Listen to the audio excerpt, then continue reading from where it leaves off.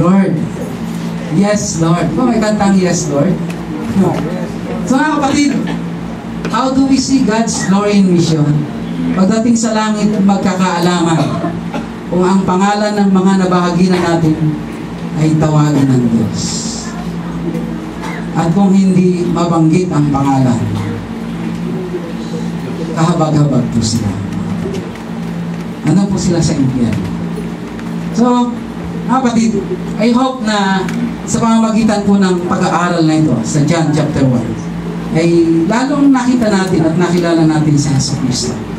Ito po yung pinaka-purpose ng pag-aaral natin upang higit din na maintindihan natin the revelation of God's glory is a motivating factor for us to do missions. Tayo po'y manalangin. Aming masalamat po sa mga salita mo. Napakayaman at napakaganda, Panginoon. Ang aming pong titignan at lalo pang unawain ang napakasarap pong pag-aralan ng Diyos. Purihin po ang iyong pangalan dahil si Jesucristo po ang pinaka-climax ng inyong kaluwalhatian sa amin. At ngayon kaluwal-hati na po kami sa inyong harapan because of Christ.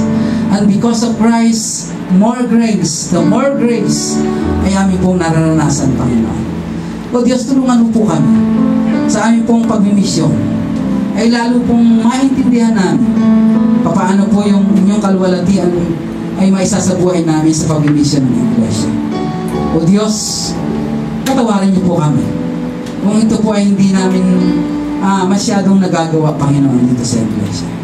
At tulungan po kami, Panginoon, the more we grow, the more we are informed about missions, ay lalo po namin maipahayag ang inyong kaluwalhatian sa aming buhay.